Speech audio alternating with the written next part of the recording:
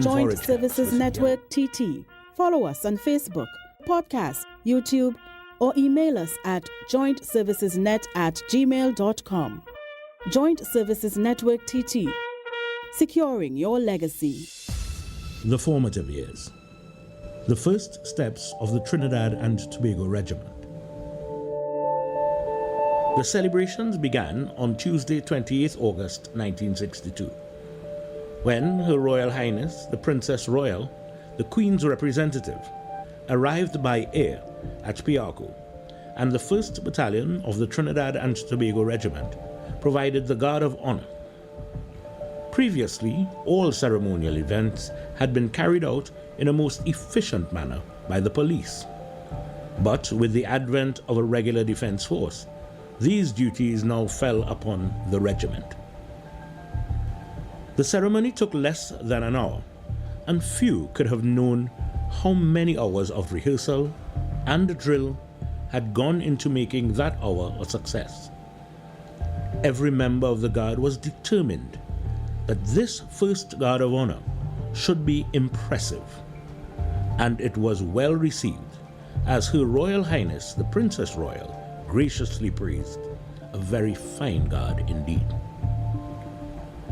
For that Guard of Honor, ceremonial uniforms were worn for the first time.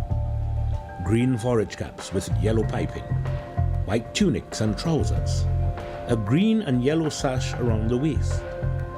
The captain of the guard was Captain H. Christopher, and the subalterns were Lieutenant Whiskey and Second Lieutenant Baton Semple. No sooner had the guard marched on, the rain came down, and there was some concerns as to whether the wet or fine weather program should be adopted.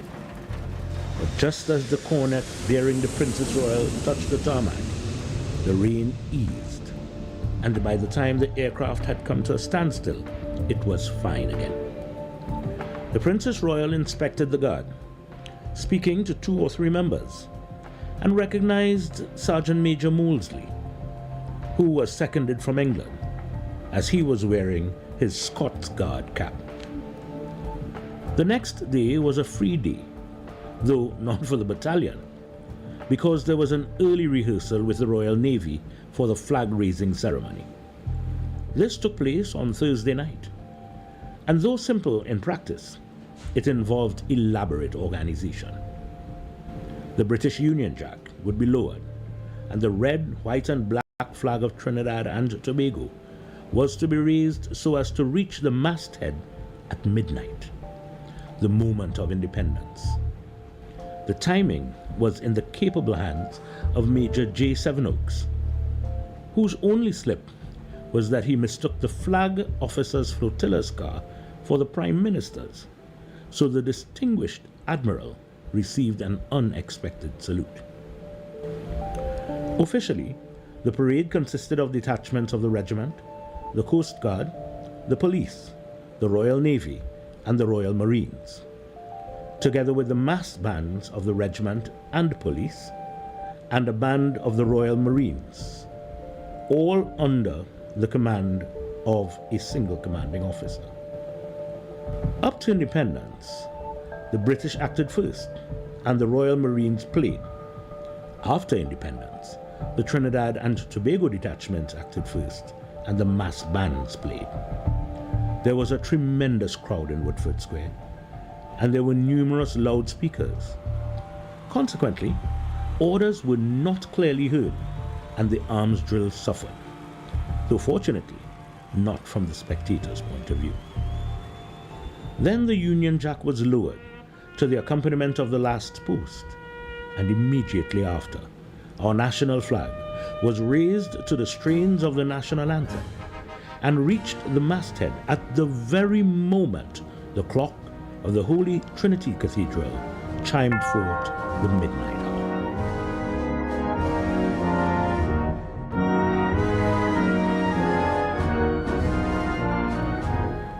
Early on Saturday, 1st of September 1962, the Princess Royal went to Tobago, where a guard preceded her. Company Sergeant Major Wills was in charge, and the guard commander was Corporal Hazel. and the non-commissioned officer in charge of reliefs was Lance Corporal Stewart. The Guard traveled both ways on the Seahawk, this being the first joint operation with the Coast Guard.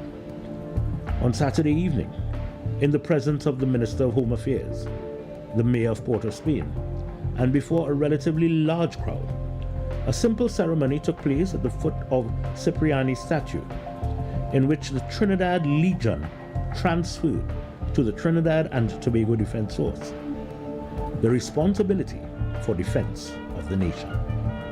The flag was received by Lieutenant Commander D. Blue and the sword by Lieutenant Topwell. During the speech by the commanding officer, he said that a ceremony of that nature was probably unique at the time, and yet it was fitting that it should take place.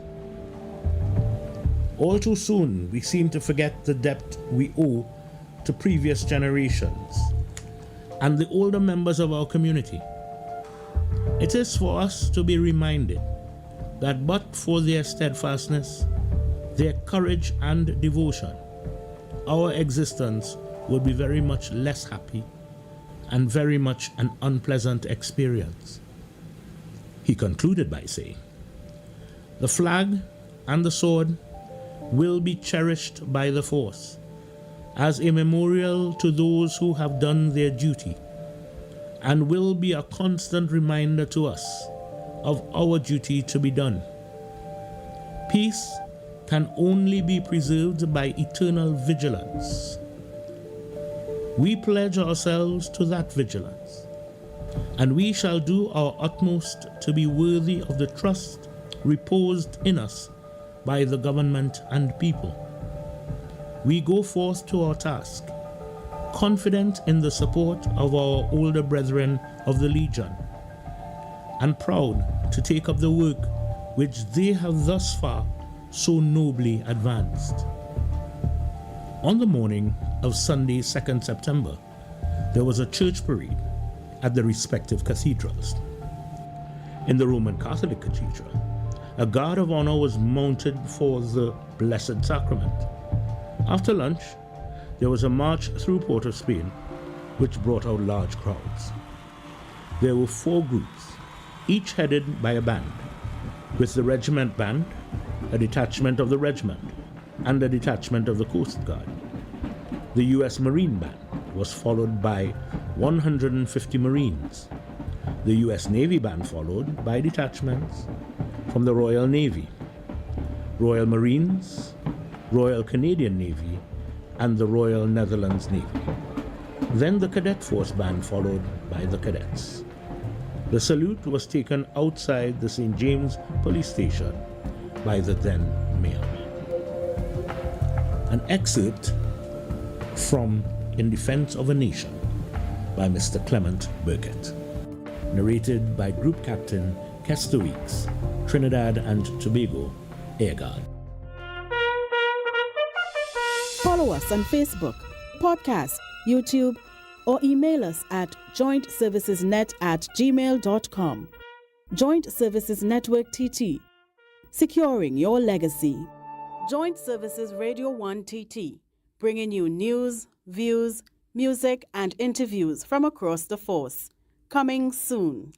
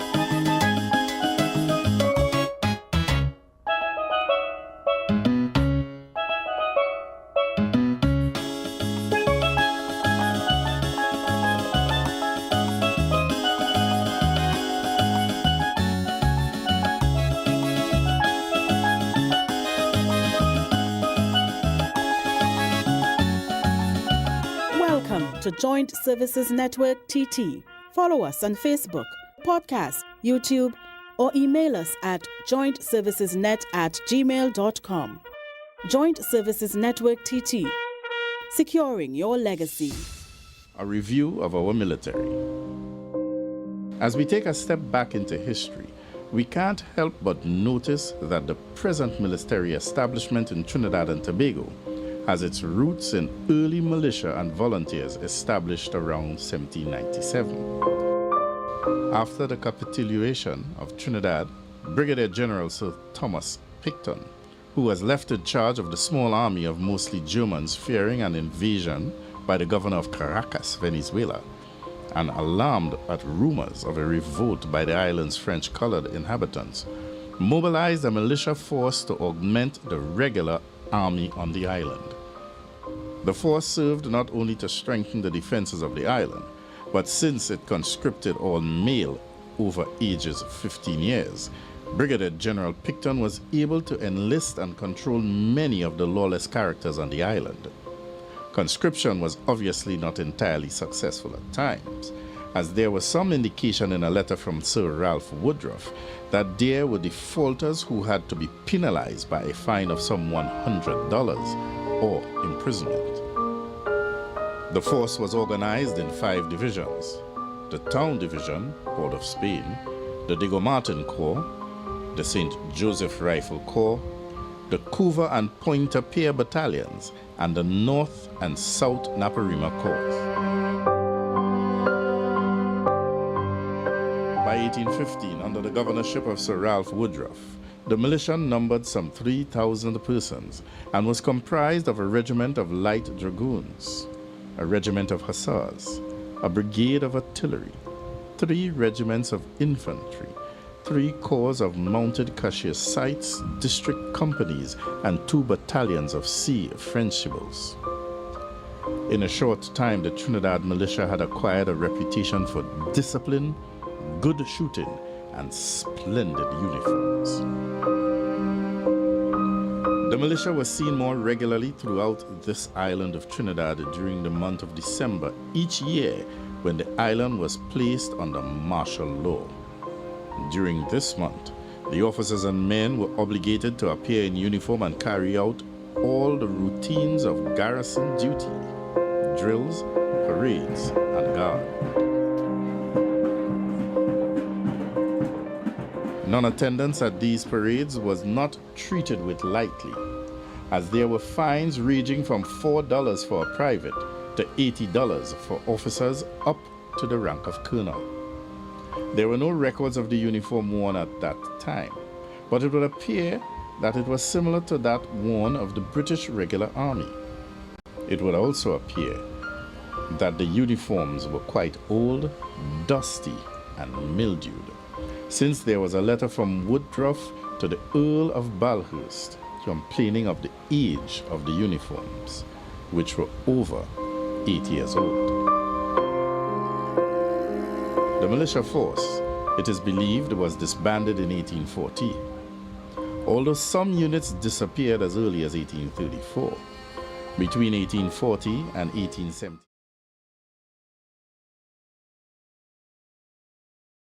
Airways rolling. Drummers, ladies and gentlemen, the Trinidad and Tobago Defense Force Steel Orchestra.